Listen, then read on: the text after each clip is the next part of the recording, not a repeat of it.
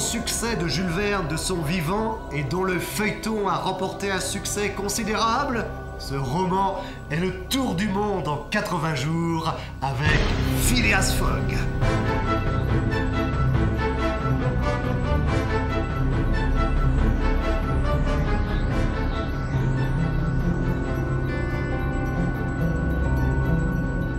Phileas Fogg était de ces gens mathématiquement exacts qui, jamais pressés et toujours prêts, sont économes de leurs pas et de leurs mouvements.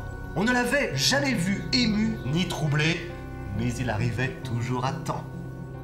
On comprendra qu'il vécut seul et pour ainsi dire en dehors de toute relation sociale. Il savait que dans la vie, il faut faire la part des frottements. Et comme les frottements retardent, il ne se frottait à personne. Ayant appris que le distingué Phileas Fogg était à la recherche d'un domestique, Jean Passepartout, un honnête garçon, prit le parti de se présenter à un homme dont la réputation d'exactitude et de régularité était connue. Ce Français, après avoir été chanteur ambulant, écuyer dans un cirque, professeur de gymnastique, sergent pompier, n'aspirait désormais qu'à mener une vie tranquille comme valet de chambre.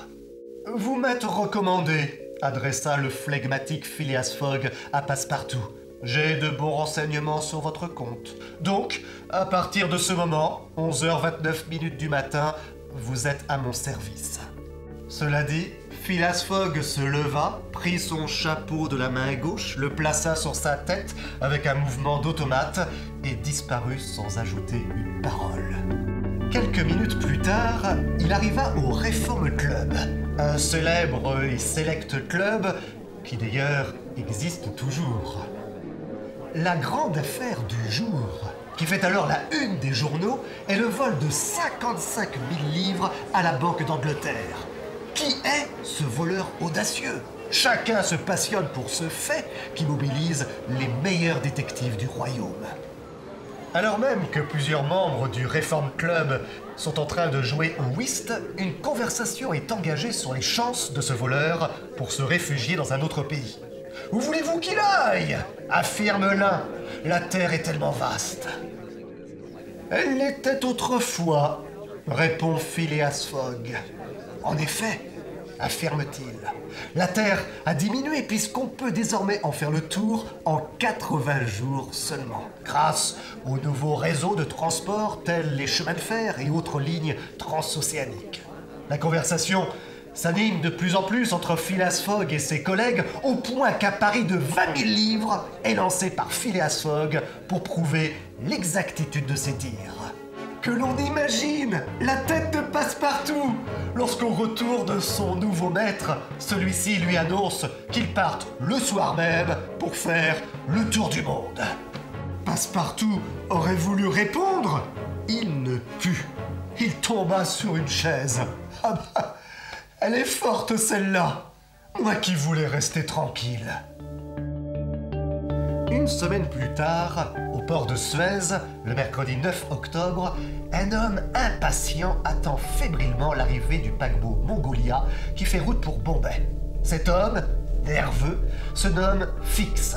Il est l'un des détectives de la Banque d'Angleterre qui enquête sur le fabuleux vol. Or, le départ précipité de Phileas Fogg a provoqué des soupçons dans la presse qui s'est passionnée pour le pari du gentleman. L'inspecteur Fix a reçu l'ordre de suivre discrètement Phileas Fogg afin de mener son enquête.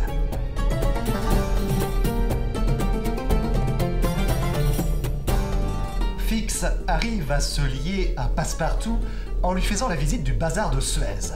La conversation qu'il tient avec le brave garçon, qui ne peut imaginer un instant les intentions de Fix, finit par convaincre ce dernier de la culpabilité de Phileas Fogg. « Je tiens mon homme !» se dit-il. Il se fait passer pour un excentrique qui veut faire le tour du monde en 80 jours. Toutefois, l'inspecteur Fix ne peut rien faire tant qu'il n'a pas un mandat d'arrestation officiel. Seule solution, demander à Londres d'envoyer ce mandat à Bombay, port d'arrivée du paquebot Mongolia, et suivre discrètement Phileas Fogg afin de l'arrêter dès qu'il sera en possession de ce mandat d'arrêt. Malheureusement pour l'irascible inspecteur, le mandat d'arrêt n'arrivera pas à temps, l'obligeant à suivre son présumé voleur dans ses aventures à travers l'Inde, puis à travers l'Asie, tentant à chaque fois, par tous les moyens, de le ralentir afin de pouvoir recevoir l'indispensable mandat d'arrêt. À partir de Bombay, nos héros prennent le train pour Calcutta. Phileas Fogg est, comme à son habitude, totalement insensible au paysage qu'il traverse. Mais en arrivant dans un hameau, nos voyageurs découvrent que la ligne de chemin de fer n'est toujours pas terminée et qu'il leur faudra continuer par leurs propres moyens. Le temps de trouver un éléphant et un guide, et les voilà en train de traverser les épaisses forêts de l'Inde orientale. Passepartout s'accroche sur le dos de la bête. Le brave garçon était comme un clown sur un tremplin. Et de temps en temps, il tirait de son sac un morceau de sucre qu'il donnait à l'intelligent animal. Mais si Phileas Fogg paraît décidément totalement insensible aux beautés des paysages traversés, une rencontre improbable va lui faire prendre une décision pouvant mettre en danger son pari.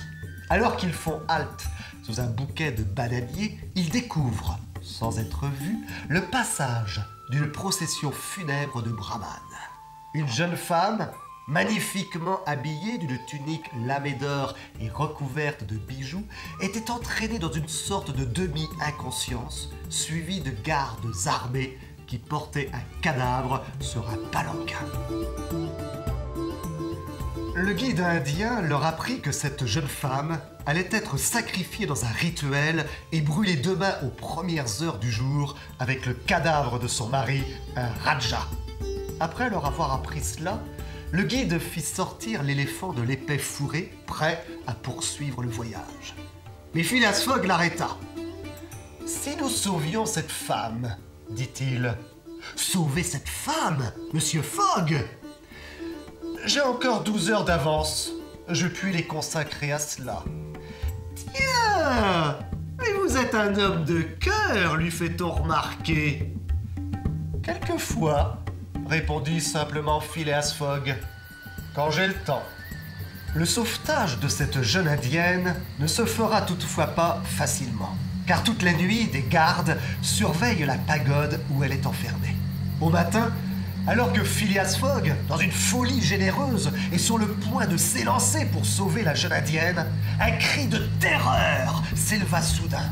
Toute la foule indienne se précipita à terre, épouvantée. Comme un fantôme, le cadavre du Raja vient de se redresser. Il soulève la jeune femme, inanimée dans ses bras, descend du bûcher au milieu des tourbillons de vapeur. Les fakirs, les gardes, les prêtres, pris d'une terreur subite, étaient là, face à terre, n'osant lever les yeux sur un tel prodige. Le ressuscité arriva ainsi près de l'endroit où se tenait Phileas Fogg. Et là, d'une voix brève, « Filons, dit-il. » C'était Passepartout, lui-même, qui s'était glissé vers le bûcher au milieu de la fumée épaisse.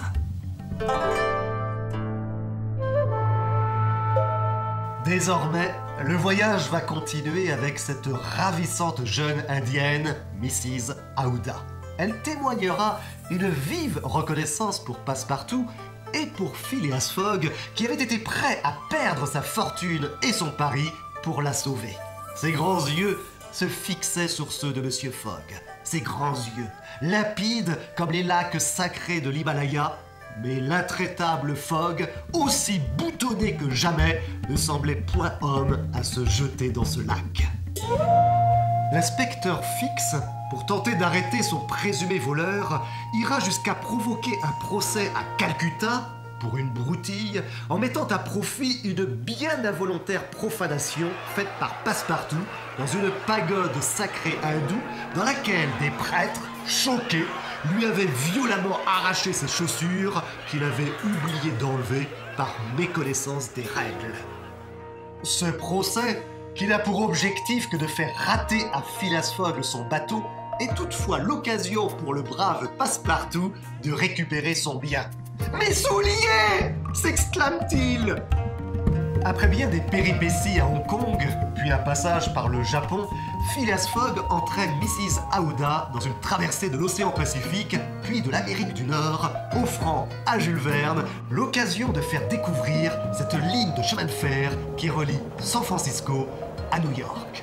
Dans d'extraordinaires paysages, le train se ferait un passage au milieu d'un troupeau de bisons, tandis que nos héros peuvent se reposer dans de confortables couchettes, suivre la conférence d'un missionnaire mormon et surtout, pour Phileas Fogg, de faire d'interminables parties de cartes. Cette traversée des États-Unis ne se fera toutefois pas sans embûches, avec notamment l'attaque des Indiens, une bataille durant laquelle Passepartout rivalisera d'audace. Mais le moment le plus américain, comme l'écrit Jules Verne, est le passage du train, avec toute la puissance de sa vapeur, sur un pont en partie ruiné. Mais le train avait-il franchi la rivière que le pont s'abîmait avec fracas? Mais avant de quitter l'Amérique, Passepartout eut encore à faire le coup de poing contre les Indiens et le voyage se poursuivit, entre autres, sur la glace. Quant à la traversée de l'océan Atlantique, dans une infernale et ultime course contre la montre, Phileas Fogg, contre l'avis du capitaine, ira jusqu'à acheter le navire afin de le dépecer de toutes ses infrastructures en bois et ainsi activer la chaudière à vapeur. Je vous laisse bien entendu découvrir par vous-même les conditions rocambolesques dans lesquelles Phileas Fogg, Passepartout et l'agent Fix terminent ce voyage. Mais je ne peux m'empêcher de vous révéler que le flegmatique gentleman finira par avouer, quoique cela puisse paraître invraisemblable, son amour pour Mrs. Aouda. Le Tour du monde en 80 jours est le plus grand succès éditorial de Jules Verne. Le public se passionne à la parution quotidienne de ce feuilleton. Un succès planétaire qui se concrétise par la vente d'une multitude de produits dérivés.